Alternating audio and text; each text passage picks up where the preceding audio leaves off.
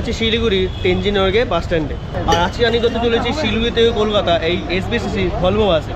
তো বর্তমানে ট্রেনের টিকিটের যা হাল, তাতে কিন্তু ট্রেনের টিকিট না পেলে বাধ্য হয়ে আমাদের বাসেই যেতে হয়। আর সেই বাস যদি আমরা যেতে চাই একদম আরামসে, তাহলে কিন্তু এই ভলভো বাসই ভরসা। আর নাম করা ভলভো বাসগুলো ভাড়া কিন্তু বড্ড বেশি, সেই অনুযায়ী কিন্তু SBCC যে এই ভলভো বাস, সেটা কিন্তু ভাড়া অনেকটাই কম। তো চলো আগে আমাদের বাসের ভেতরটা একবার দেখিয়ে দিই। এই হচ্ছে পাইলট কেবিন, আর এই হচ্ছে আমাদের ফার্স্ট সিটটা যথারীতি আমার থাকে, এই আমাদের ওয়ান্ডার মেনু। আর বাসের ভেতরে কিছুটা এরকম।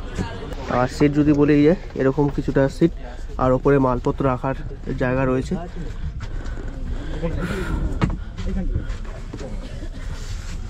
আচ্ছা, আগে কিন্তু আমি NBCC বাসে জার্নি করেছিলাম, তখন তোমরা অনেকে বলেছিলে যে SBCC যে ভলভো বাসটা রয়েছে সেই বাসটা একবার জার্নি করতো। তো আজকে চলে এসেছে সেই SBCC ভলভো বাসে জার্নি নিয়ে।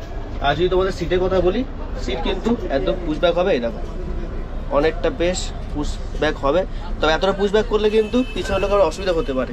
তো তার জন্য এতটা পুশব্যাক করবো না। ওপরে তোমাদের দেখিয়ে দিলাম লাগেজ রাখার মোটামুটি জায়গা রয়েছে। আর যদি বাসের টাইমের কথা বলি, শিলিগুড়ি থেকে ছাড়ার টাইম হচ্ছে 7:35, আর কলকাতা থেকে 8টার সময়। কলকাতা থেকে হচ্ছে কলকাতা থেকে হচ্ছে একদম এসপ্ল্যানেড ধর্মতলা যে L20 বাস স্ট্যান্ড আছে সেখান থেকে, আর এখান থেকে যথারীতি তেনজিং নরগে বাস স্ট্যান্ড থেকে।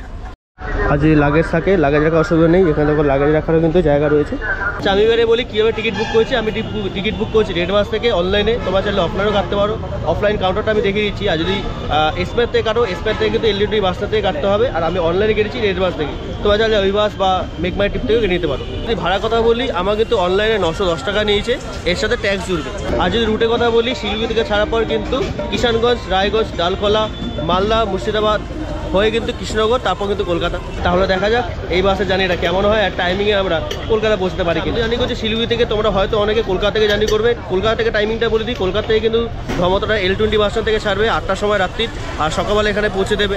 আর যদি ভাড়া কথা বলি, ভাড়া তো আমি বললাম 910 টাকা নিয়েছে, ওখান থেকে সেমই পড়বে। সেক্ষেত্রে তোমরা রেড বাসে বুক রাখবে, রেড বাসটা করে রাখবে। রেড বাসের মধ্যে কিন্তু সমস্ত টাইমিং, ছাড়বে কখন, কোন বাসটা অ্যাভেলেবেল আছে, কত সিট, সব ডিটেলস পেয়ে যাবে। আচ্ছা, এবারে অনেকে বলতে পারো যে বাস কোথাও দাঁড়াবে, কেননা এতক্ষণে যাত্রা, ওয়াশরুম হতেই পারে। আমি বলে দিই, এখান থেকে যাওয়ার সময়, অর্থাৎ শিলিগুড়ি থেকে যাওয়ার সময় ডালখোলা, তারপর কিন্তু সকালবেলা, কালকে ভোরবেলা কৃষ্ণনগর। সেমভাবে ওখান থেকে আসার সময়, অর্থাৎ কলকাতা থেকে আসার সময় কৃষ্ণনগর, তারপর ডালখোলা দাঁড়াবে। ওই হচ্ছে এন্ট্রি মুখ তেনজিং নরগে বাস স্ট্যান্ডের। আর ঢুকেই কিন্তু এখানে টিকিট কাটার কাউন্টার রয়েছে, অসুবিধা নেই, এখান থেকে টিকিট কিনে নিতে পারবে। আর যদি স্পেশালি SBCC কাউন্টারটা বলি, দেখবে লেখা আছে ভারত থেকে নেপাল যাওয়ার বাসের টিকিট, ওইখানেই কিন্তু SBCC কাউন্টার রয়েছে।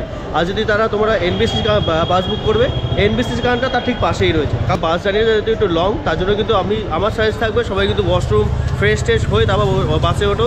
দরকার হলে কিছু খাবার খেয়ে নিও, আর খাবার নিয়ে ওঠো।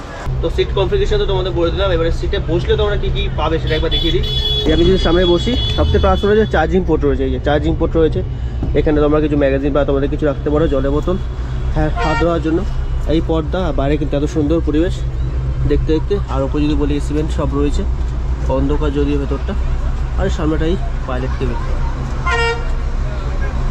তো ঘড়িতে এখন ঠিক 7:37, আর আমাদের বাস বেরিয়ে পড়লো কিন্তু তেনজিং নরগে বাস স্ট্যান্ড থেকে। চলো এবার দেখা যাক কখন আমরা কলকাতায় গিয়ে পৌঁছাই।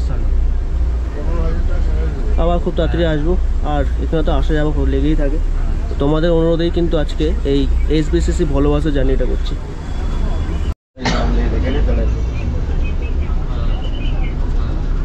চালানটা আমি ধরো বার করছি, এটা ফোনটা একটু স্লো।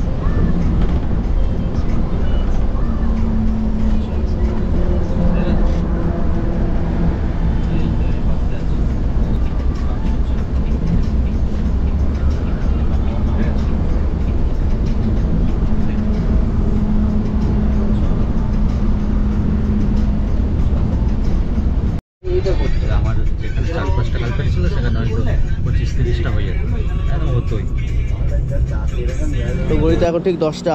এসে পৌঁছলাম কিন্তু মজলিসপুর বলে একটা জায়গা, সেটা হচ্ছে ওই ডালখোলার কাছাকাছি প্রায়। বিজয় রেস্টুরেন্ট বলে, বিজয় ফ্যামিলি রেস্টুরেন্ট। ও 15 মিনিট পূর্বে দাঁড়ায় বললো এখানে কেউ ডিনার করলে করে নিতে পারো। আর এই আমাদের এসবিএসসি বাস, আর এখানে হচ্ছে আরাধনা বহরমপুর। তো আমাদের বাসটা সেরেছে ঠিক 7:30 নাগাদ করে, এখন কিন্তু ঘড়ি 10টা। যদি এক্সপিরিয়েন্সের কথা বলি, এক্সপিরিয়েন্স কিন্তু খুব ভালো, বাসের সিট যথেষ্ট ভালো। আর মাঝখানে কিন্তু এক জায়গায় দাঁড়িয়ে ছিল বাথরুম করার জন্য, এখানেও আবার বাথরুম তো এখানেও আছে, এখানে লেডিসরা বাথরুম করতে পারে, কোনো সমস্যা নাই। তো এখানে কিন্তু খাবার অনেক কিছুই পাওয়া যায়। আমরা যেহেতু শিলিগুড়িতে খেয়ে এসেছি তাই এখানে আর খাচ্ছি না, তোমরা আসলে কিন্তু এখানে অবশ্যই খেয়ে নিতে পারো। তো 15-20 মিনিটের বিরতি শেষ, আর এই আমাদের বাস আবার বেরিয়ে পড়ার জন্য প্রস্তুত। এরপর একেবারে কৃষ্ণনগর। চলো উঠে পড়া যাক।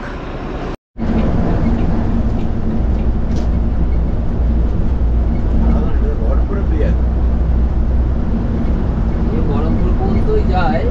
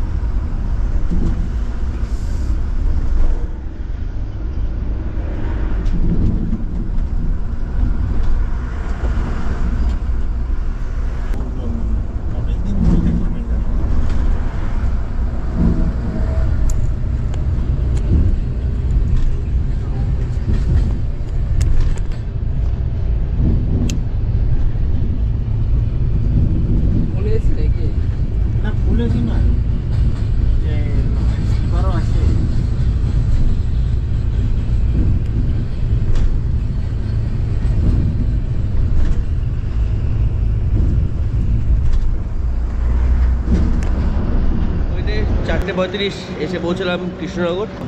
ঘড়িতে 4:35 আর এসে পৌঁছলাম কৃষ্ণনগর। আর যেখানে দাঁড়ায় যথারীতি পান্থ তীর্থ। তো আর কৃষ্ণনগর থেকে মোটামুটি 2.5 ঘন্টা তো লাগার কথা কলকাতা। দেখা যাক কখন গিয়ে পৌঁছাই। এখানে 10 মিনিটের ব্রেক রয়েছে। আর কৃষ্ণনগর মানেই সরপুরিয়া সর ভাজা, তো এখান থেকে ট্রাই করে নিতে পারো, চা বিরতি করে নিতে পারো। ছোট্ট একটা ব্রেক নিয়ে বেরিয়ে পড়লাম আবার কলকাতা উদ্দেশ্যে।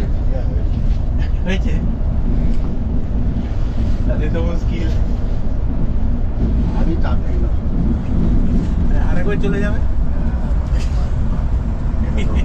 কাহিনী চলে যায় পরে আসছে। বলছি 11 12 আমি 92 আছে না, ওই লটে নেবে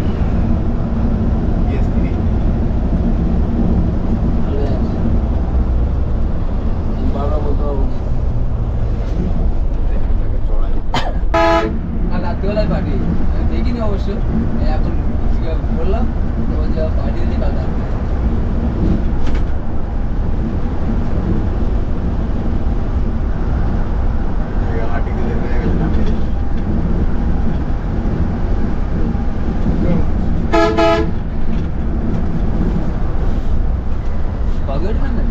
তো গইতে ঠিক 7:02 আমাদের বাস ছেড়ে বেরিয়ে গেল। তো জার্নিটা এখানেই শেষ হলো। তোমাদের কেমন লাগলো জার্নিটা অবশ্যই জানিও। তো বুঝে নাও মোটামুটি 7:30 সময় ছেড়েছিল শিলিগুড়ি থেকে, আমাদের 7টার সময় নামিয়ে দিল উল্টো নাগায়। আর এটা যাবে কিন্তু এসপ্ল্যানেড অবধি। তাহলে এই ভিডিওটা এখানে করলাম, দেখা হচ্ছে কোথাতে অন্যটা ভিডিওতে। ততক্ষণ ভালো থাকো, টাটা।